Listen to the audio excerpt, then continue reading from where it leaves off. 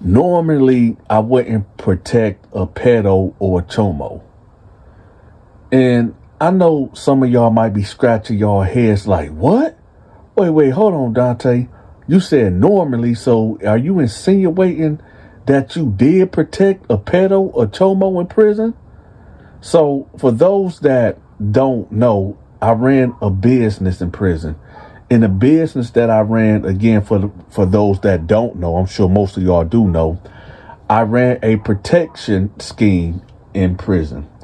Meaning, if you was having a hard time in prison, for whatever reason it was, whether you owed a debt, somebody was trying to take your cheeks, somebody was bullying you, whatever the case is, you will come to me, we agree on the price, and you know why I keep you safe. I had a crew of about 8-9 guys, and they was hitters, including myself, and we had a reputation that, hey, once somebody come under our protection, leave them alone. And if there's a debt to be owed, we'll pay that. But you best believe that person that's under my protection now they gonna pay. And they gonna pay for sure. Right? So it's around 1 o'clock in the morning, and I'm not gonna name the guard or anything like that, because the guard is still working, and you know, she my home girl to this day. But it's around 1 o'clock in the morning, and I get a knock at the cell, right? I'm halfway asleep, halfway woke. But in prison, you don't never actually sleep in prison, right? So I guess I was taking a cat nap. So in taking this cat nap, I hear this knock on the cell bars or whatever. So I open my eyes up, and I didn't have no cellie at this time. And I'm sleeping at the bottom bunk.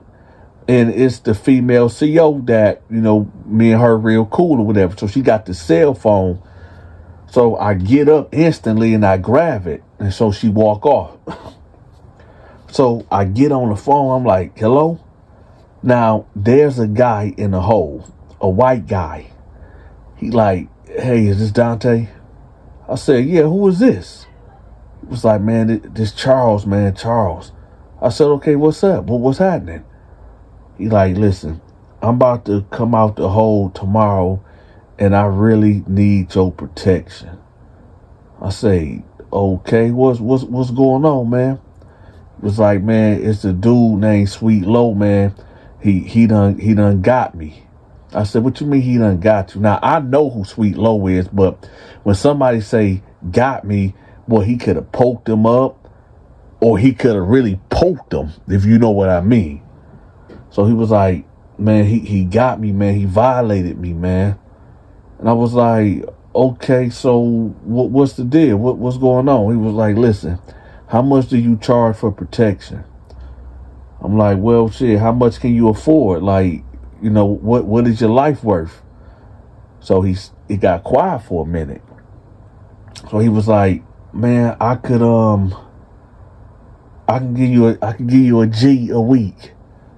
I said, okay. I said, okay, well, I need to get some details first. Like, what exactly did he do to you?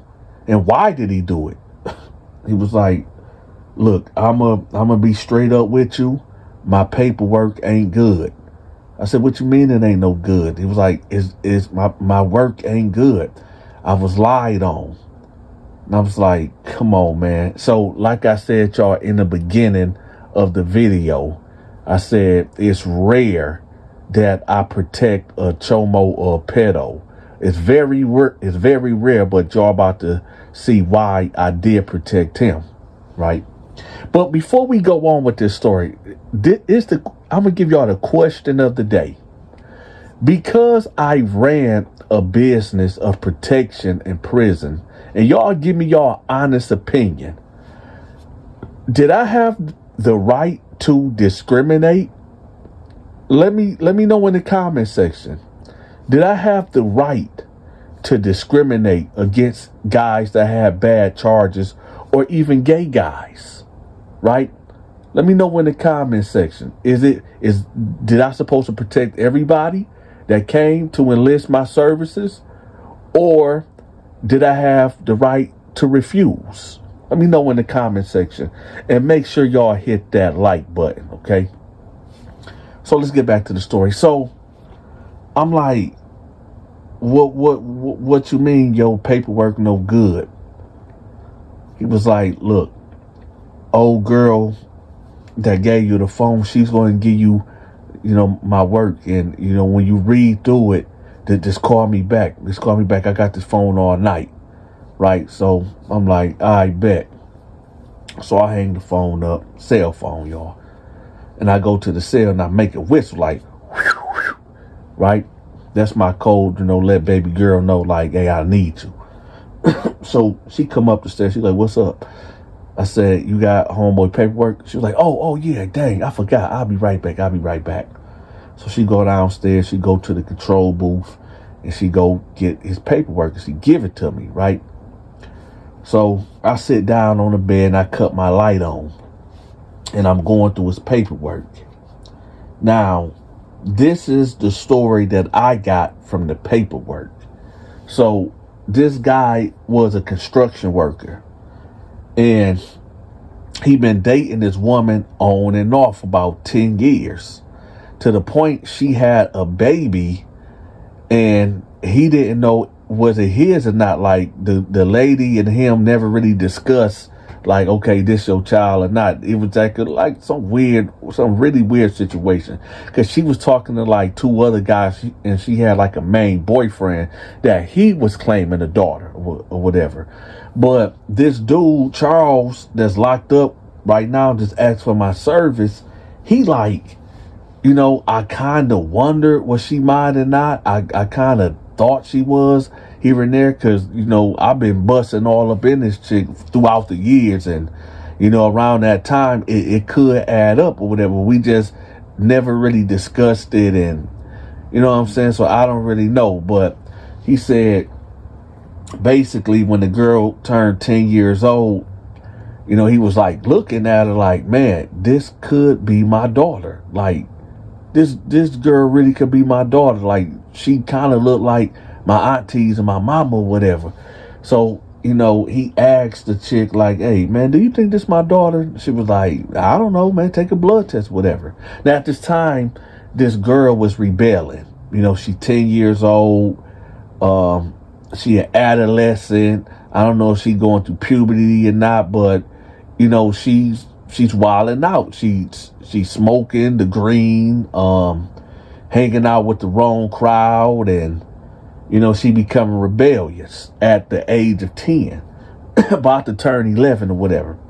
So she know this guy, but she don't know him as, this could be my dad. She look at him, oh, this my mama friend or whatever. So he ended up taking a DNA test with her. The mama ended up swabbing her and swabbing him, right? About a month go by and the DNA results come back. And guess what, y'all? Y'all got it. He is the father. So he like, oh man, damn, I got a kid. And this I've been around, but I ain't been no father to her. So I want to step up now. I want to be in her life now. She only acting like this because I ain't been around. So I'm about to do the right thing. I'm gonna spend time with her. Matter of fact, I'm just gonna go ahead and get with, her mama or whatever, and we gonna make a family. So he pick up the girl, the 10-year-old girl. He pick up her mama, and they sitting in his truck. And he like, listen, y'all. First of all, I want to apologize to you. He talked to the 10-year-old. I want to apologize to you because, I've been around and I haven't been a father to you. Rightfully so. I didn't know that you was mine, but there's no excuse. I've just been around and I've been a deadbeat and I'm so sorry. So I just want you to know that I do love you and I'm here for you. And, he asked the girl, like, do you want to say anything? You got anything to say? She was like, no, I ain't got nothing to say. So he like, okay. So then he turned to the mama. She on a passenger seat. He turned to the mama. He like, listen, I am so sorry. I should have been there. I have been around, but I should have been there more for you and our daughter. And, I want to be with you. I want us to be a family. I want to step up. I want to, forget the past. I'm not talking to no chicks. If you talking to anybody on the side, man, can you just cut them off? Because I want this to work. I want us to, be a unit. I want us to be a family. So she like, you know what? I can do that. I can do that because, the guy that I'm talking to, he ain't about nothing, man. So, we can make this work. We can do it. Yeah, let's do it. So he give her a hug or whatever, and they drive off to McDonald's. He said he done moved in a couple days later, right? In the paperwork, that's what it said. He moved in a couple days later, whatever. So he said everything was going good, and then he smelled that smell. Y'all know that ganja. Y'all know what I'm talking about. He smelled them trees. So he said he smelled it. Now he in the basement, and he know that smell. So he know it's just him and this 10-year-old daughter in the house. So he say he bounced up the stairs, and he go up the other stairs to get to the third floor, and he busts in her room. And here she go blowing trees out the window. So he like, hey, what are you doing? And she was like, smoking. So he walked up to her and took the joint out of her hand, like, hey, you can't be doing that. She's like, hey, this is what she say to him. She say, hey, motherfucker, you can't take that. That's mine, man. That's mine. Give me my shit back. He like, hold on. I'm your daddy. Don't talk to me like that. You can't talk to me like that. She was like, man, that's, and he like, oh, wait a minute, hold on, you can't be cussing at me like that. She was like, you ain't my motherfucking daddy, what have you been? So he like, oh, so it's like that. She like, yeah, it's like that, and you owe me $10 motherfucking dollars too. So she stormed out the room. So he said he sat down on her bed and was like, man, what the just happened? Did my daughter just, I get why she, yelling at me because, I ain't been there, but I've been there, but I ain't been there. But like, damn, this little girl is really troubled.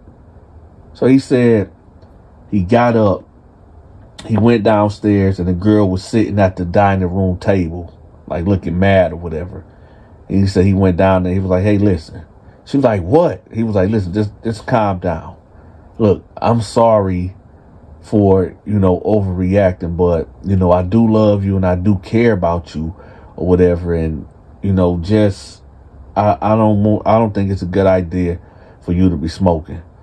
And she was like, okay, so when did you start caring? When did you start caring about my health and me doing what I'm doing? You just got here. And he was like, listen, I know I just got here, but I'm trying to be your father or whatever. So she was like, man, I ain't trying to hear that. So she walked off, right? Went back upstairs. So he said about 2 months have passed, and it'll be incidents like this taking place damn near, not, if it's not every day, it was like every other day. It was always something going on. So nevertheless, he said that, he'd drink a little bit here and there, whatever, but never to be out of his mind. But he said this day, she stressed him all the way out, like stressed him to the max. So he said he went to the bar, and he said first he got him a shot of Patron lime, right? So he said he got 1 shot. Then he got another shot. So there's 2 shots. Then he said he mixed it. He got the Hennessy, light and dark. So when he hit the Hennessy, he got 2 shots of Hennessy. So there's 2 shots of Hen Dog, and then there's 2 shots of Patron, and he mixing them. So now he said he's sitting there, and he just feel angry, like really angry. So he said he topped it off with a Bud Light or whatever, that, for whatever reason, he topped it off with a Bud Light. And then he said he ordered 1 more shot of Patron. He downed that, then he bounced out. He said he got to driving home or whatever. And he said his girlfriend, whatever, said, hey, I'm going out with the girls tonight, whatever. So he's like, okay, that's cool, whatever. She told him this earlier, his girlfriend or whatever, his baby mama that he lived with. So he said he pull up, her car gone, so he go in the house, whatever. He says that he went upstairs, to check on his daughter, whatever, and she had a friend over there. It was like a 12-year-old girl, like, her friend from school or whatever. So he said he went in there and was like, hey, just let you know I'm downstairs, whatever. And she was like, all right, bye. So he said, all right, whatever. So he said he go back downstairs and he's sitting on the couch, right? He said when he tried to get up off the couch or whatever, he fell back down. He said he was blitzed. He was like out of it. So he said he laying there and he felt somebody pulling on him aggressively. So he said he waking up and he feel like his wrist is getting cut. So he like, hey, what's going on? And there's 5 police officers handcuffing him. So he like, what's going on?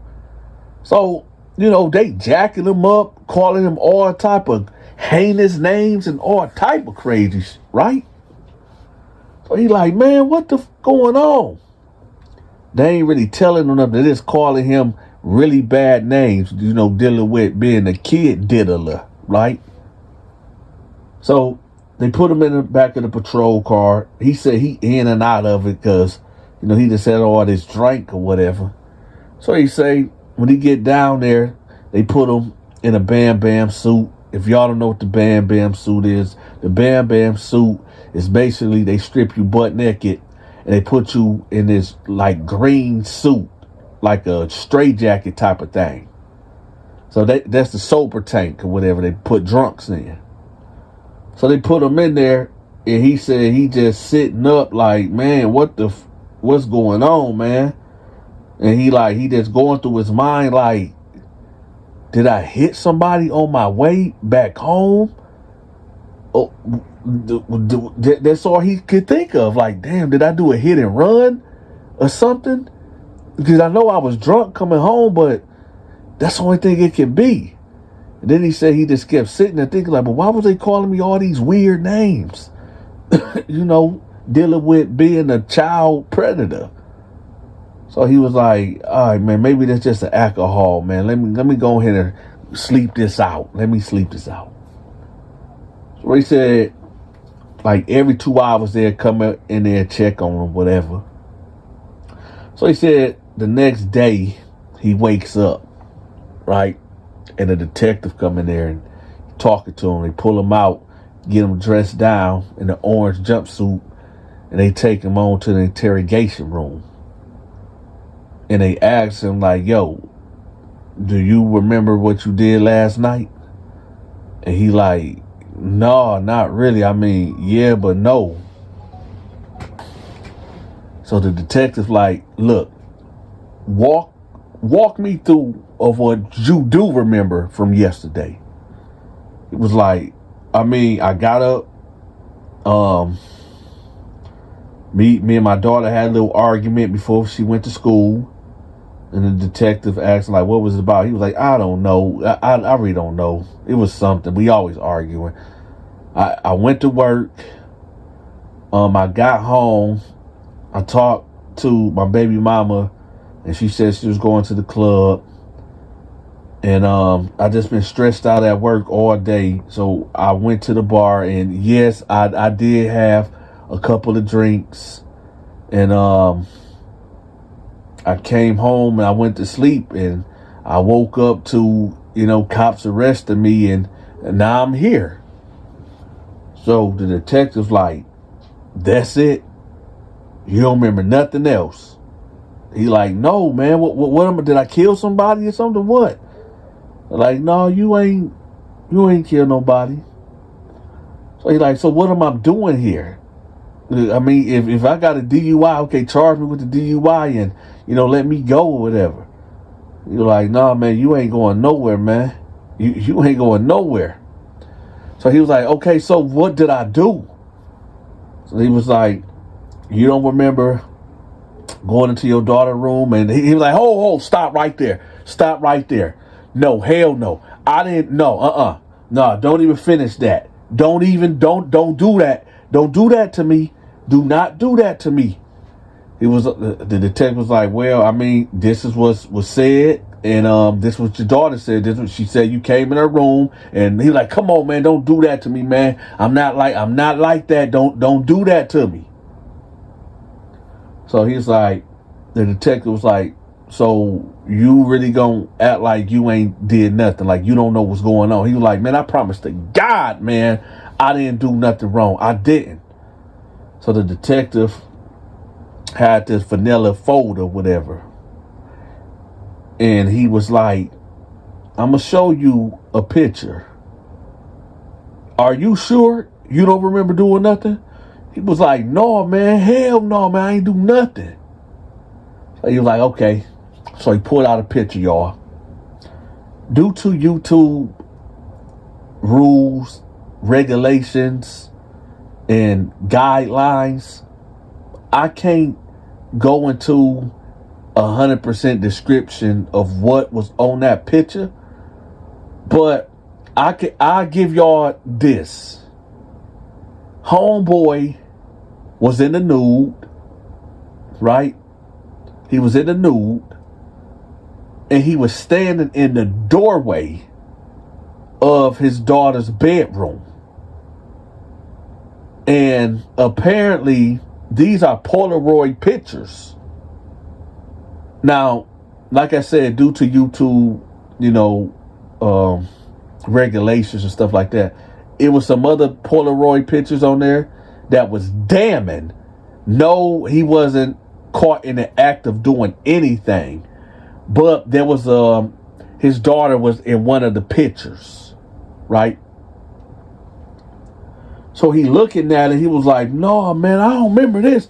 I ain't do this. Oh, hell no. So he wilding out, he going bananas in the interrogation room. So a couple of other cops come in there, restrain him. They whoop him out a little bit, handcuff him, hog tie him, get him out of there, throw his ass back in the bam room, right? Long story short, he ended up getting convicted. He ended up pleading, right? 2 to 4 years for reckless child endangerment and some other type of right, and sexual misconduct with a minor under the age of 10. So if he went to trial and blew trial, they was gonna give him 15 to 20. So he just copped out and took the 2 to 4.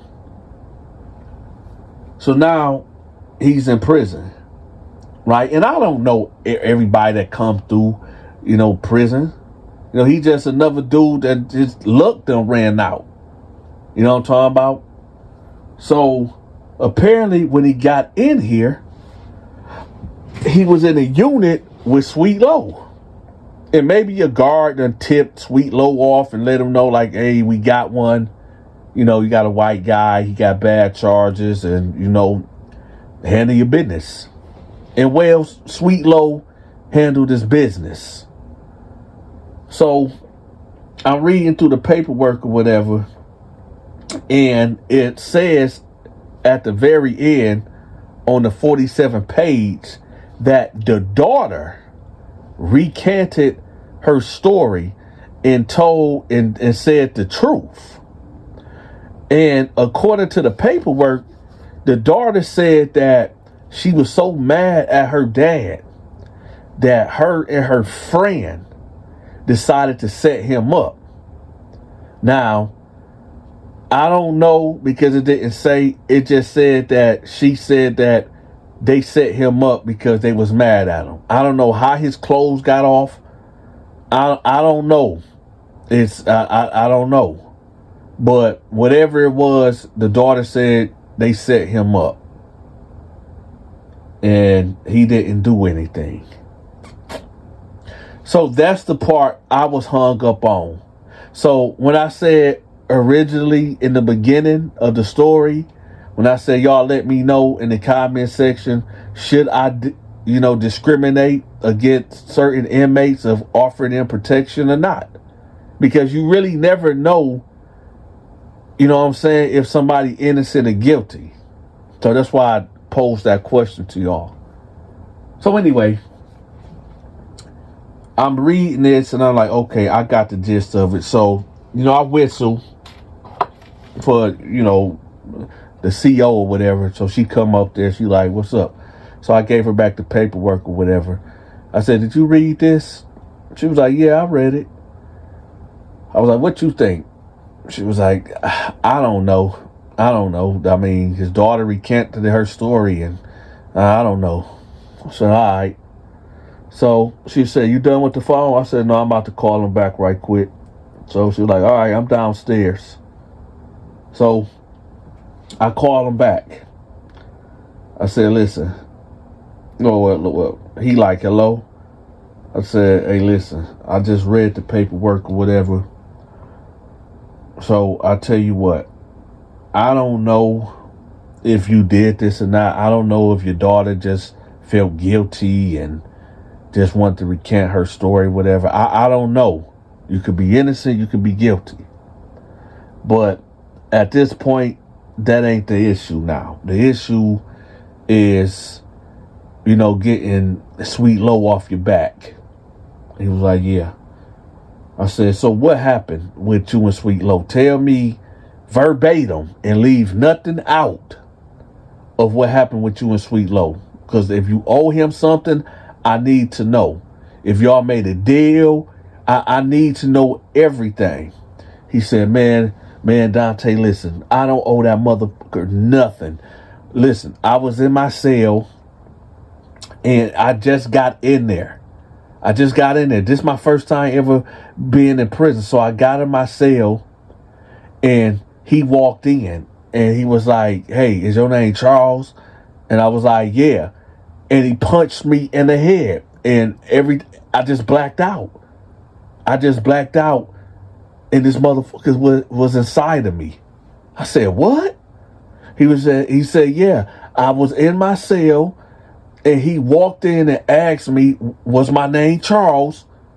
And I said, yeah. And before I could say anything or react, this motherfucker punched me in my head and everything went black. And I woke up and this motherfucker was inside of me. I said, okay, so then what happened after that? He was like, when he was done, he got up and he was like, yeah, I belong to him now. I belong to him. So he left out the cell and, I never been through nothing like this before. So I ran out the cell yelling and screaming, banging on the door, and the guards grabbed me and now I'm in the hole. I've been back here for 2 weeks now. I said, okay, all right. So he was like, and now, they was letting me know that there's a guy in here that could protect me. And, they let me know it was you. And now we're talking. I said, okay, listen, I'm going to do it. But I'm going to tell you this right now. When you get out, because I done seen this happen before. And I'm talking to the audience. I done been in situations where somebody done got violated and they needed my assistance to assist them, to help them, to protect them or whatever. But then they went back willingly. You see what I'm saying? And then they wanted their money back. And they could be, it was like the Stockholm syndrome type of thing. So I let them know, I said, listen, I got you. But you are not to speak to him again. You are not to be involved with him. He said, man, fuck that dude, man, fuck him. I said, I understand that. But I need for you to understand me. I'm going to go send my people out on tomorrow and we're going to get this worked out. And I said, and you sure you didn't take anything from him or anything? He said, no, Donta, I promise that was it. He walked in the cell. He punched me. I went out. He was inside of me, and that was it. I went to the control booth. I'm in the hole now. I said, all right. So I said, wait. Did he go to the hole? It was like, no, what I know, he didn't get it. He got into no trouble. He was telling the guards that I was with him, like I was his guy. I said, oh, okay, he playing that game.